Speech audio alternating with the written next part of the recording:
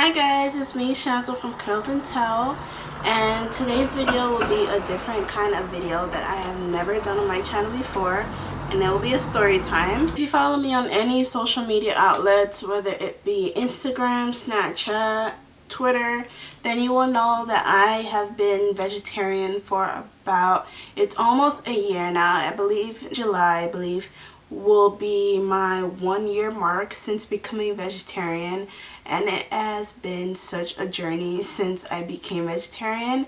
This story time will be about time that I fainted 7 times. Yes, 7 times in a Chinese buffet, and after that really sealed the deal with me with not eating meat anymore. We can talk about the elephant in the room as well.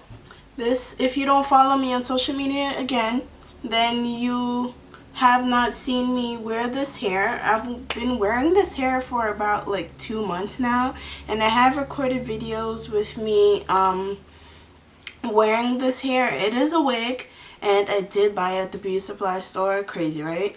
But I did buy it at the beauty supply store. It is a wig. I have been wearing it for 2 months. I have recorded videos wearing this wig, but I just didn't like the footage. I believe the only video I put up when I was wearing this wig was my last makeup tutorial with the glitter purple cut crease that I loved, but I didn't really talk about this hair at all. So if you guys want a video on this hair before it gets too tangled, because it is beauty supply hair, then let me know and I'll try to do it as soon as possible for you guys. So to the story. Okay, so I have had a love and hate relationship with Chinese food for like the past, I would say, 3 years. But yeah, before the whole incident happened. Where I live in the Bronx. So I lived in the Bronx, New York. A Chinese food restaurant is on almost every corner of the streets, and it is really affordable. As you know, I grew up going to a Chinese restaurant, saving up all my dollars and going there with my friends after school to eat. Or if I was home with my family, we didn't know what we wanted to eat, we would just order Chinese food because it wasn't expensive.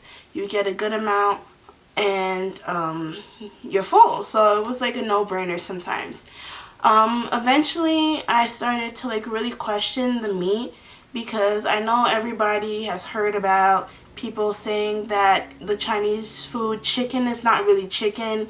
It's like cat. I've heard mouse before, rat, some kind of animal that it's not supposed to be eating for meat, and definitely not chicken. So I always had that in the back of my mind, and sometimes when I did eat Chinese food, I would feel that kind of feeling like I shouldn't be eating this. Like, this is not good for my body. Like, I just didn't feel right.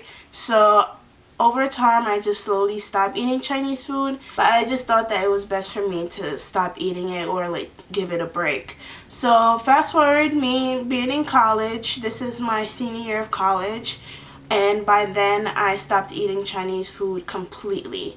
There was a Chinese buffet near my campus, which was affordable, of course, and that a lot of college students loved going to because, of course, it was affordable, it was nearby campus, and it was a good like going out place if you didn't know what you wanted to eat and you were with your friends. So there would be a bunch of times when my friends wanted to go to Chinese buffet, and I was just like, no guys, like, I'm taking a break from Chinese food.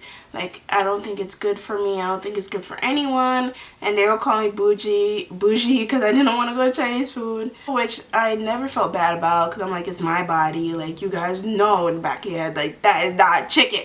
So I was just like, okay, to each their own. Like, I really don't care. But this particular weekend, I did have my mom was watching this already, family. They're gonna be like, what? But this particular weekend, I had a guy visit me. I didn't even know that he liked me when I first met him, because I didn't even know that I was gonna meet him, and I was just in a bad mindset when I first met him. But towards the end, I realized that I did like him, but he was leaving by then, so I invited him to come up another weekend so that we can really give ourselves a chance. So it was the weekend. He was here, and his friend was here because he was visiting my roommate because he liked her. He came, and then we were trying to decide where we wanted to eat. When your friend come visit, of course you're going to be eating out the entire weekend. So we already went to a few places, and they wanted to go to a Chinese buffet.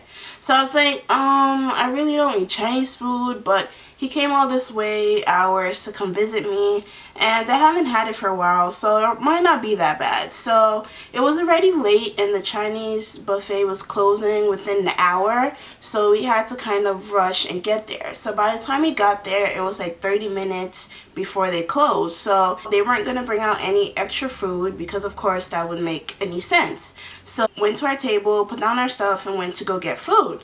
So when I went to go get food, I'm really like simple when it comes to basically everything. So since I didn't really want Chinese food in the first place, I stuck to what I usually get. So I got like vegetable fried rice, General Tso chicken, chicken and broccoli, and yeah, that was it. But I got a good amount of it because it was a buffet, duh. So I was eating it, and halfway I got like really full. So then I was like, okay, I'm not gonna eat anymore. I'm not gonna push myself. And I started to feel really weird. So I was like, okay, I just need to use the bathroom. Like I probably just ate too much, so I'll take some time. So I tell my friend that's sitting next to me that I'm gonna go to the bathroom, and she's like, okay, cool. And when I get up to start walking to the bathroom, I feel extra weird. And by the time I'm halfway towards the bathroom, I just decide to just keep going because I'm just like, I need to go to the bathroom anyway. That'll probably make me feel better, and I'm already halfway there, so let me just go to the bathroom. So when I walk in the bathroom, there's a lady in there already. One lady, and she's at the sink. So I guess she finishes the bathroom. We have some kind of eye contact, and then that was it. I go in the stall, and as soon as I close the door behind me, I feel like this feeling overcome me, and it felt like a really numbing kind of feeling, and I was like, okay, this is not right. And I just wake up. I just remember waking up, opening my eyes, and I'm on the floor of the bathroom stall, and the lady is asking me if I'm okay. And I just feel really numb, and I'm just looking around like, what just happened? Because I just don't even remember falling. She keeps asking me if I'm okay. I finally like come to like reality, and I'm like, can you just get my friends? They're sitting at this table. They look like this. And she's like, okay. And she walks out. So I'm just like, I'm not going to be standing, like laying on this dirty bathroom floor while she go gets my friends. So let me just try to get up and get to them myself. So I get up, and I feel that numbing sensation again. I open the door, and I faint again. So I'm on the floor again, and I'm just like, this is so weird. But for some reason, I had this determined mindset, like I'm gonna get to my friends. So I get up again, and I'm walking towards the bathroom door to like get out the bathroom, and I faint again. By then, I guess the lady who was in the bathroom with me told the people that work at the restaurant that there was a girl in the bathroom that was sick. So they're coming in, and before they even get in, I'm already like at the door, like on the floor, because I was trying to get out, and they're just looking at me like, I feel like there was like 4 or 5 of them like standing in the doorway just looking at me, and I'm just like halfway not even there. I'm just like, are you guys gonna help me? Are you gonna do something? And they're just staring at me. I guess they didn't know what to do. I didn't know what to do, but I knew that I wasn't gonna stay there looking at them, awkward silence. So I get up again, and I try to walk out the bathroom. I finally walk out the bathroom. I feel the numbing sensation again, so I faint again. And still, they're still looking at me when I open my eyes. And this happens about 2 more times before I get around like the food area, out of like the bathroom back area towards the food. And that's when I finally see my friends coming towards me. The guy that I was talking to, he came he was walking towards me, but everything seemed like in slow motion because my body was just not there. I felt like I was having like an out of body experience. I felt like my body was just giving up, and by then my ankles were so sore because I was falling so much. My ankles, I believe I sprained my ankle. Yeah, I did sprain my ankle because I fell so many times. I fainted so many times, and I couldn't gain control of my body while I was falling. So after a while, when I would faint, I'll just give up and just fall on the floor, and then next minute I'm opening my eyes and I'm on the floor again and try to get up. So it was just a real struggle to get control of my body and try to get to my friends. And the funny part, well, it's not funny, but one of the things that happened while I was like out of the bathroom trying to get to my friends was that my shoe, like I kept losing one of my shoes. So every time I would faint and try to get up, like one of my shoes are missing, then I'll find it, put it on, and try to like walk again. Then I'll faint again, my shoe is gone. So by the time the guy came to me, I was asking him like, did you see my shoe? Like, where's my shoe? And he's like, yo, something is not right now and you're worrying about your shoe. So thank goodness, fortunately, one of my friends who came with us, she was CPR certified. So she was like, by the time I fainted the last time, all my friends were around me, and I was on the floor. I didn't open my eyes yet, but I just heard them like trying to figure out what to do, panicking, and by that time I didn't even want to like open my eyes to get up again because I'm just like, this is too much for my body. My body is obviously telling me that I need to like chill, like relax, and not try to like get up and fight this right now. So I'm just on the floor trying to like figure out what really happened, what the fuck actually happened in the past 10 minutes. I've fainted before this, but I've never felt this way before. I've never fainted this many times.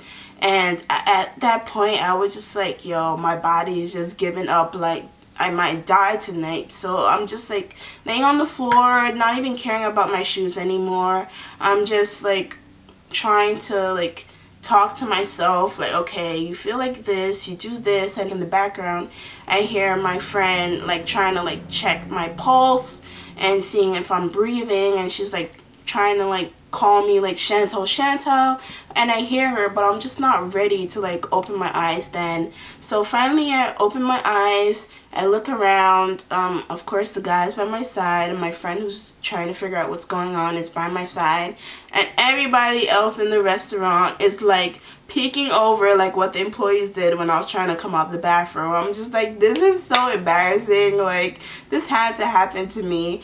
But by then they are already calling the ambulance, and the ambulance is on its way. My friend is asking me questions like, does your head hurt? How do you feel? How's your breathing? Does your chest hurt?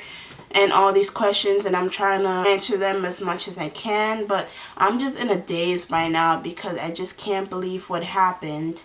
So, and the employee's still looking at me. The ambulance finally comes, and they come with like the stretcher, and they help me up on it because by then my ankles hurt so badly that I can barely stand up.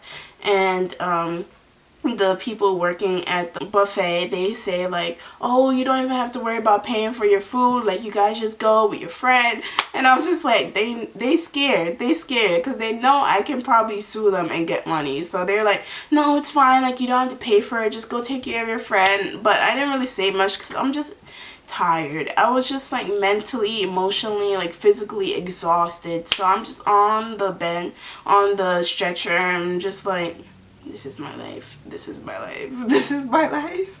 And then we get to the hospital. My friends don't come in the ambulance with me, but I get to the hospital. They ask me what happened. I tell them the story. They can't believe what happened. They take my blood. They put these kind of things on my chest, I guess, to help see how my heart's working. They put it on my head, try to see how my brain function is after fainting so much.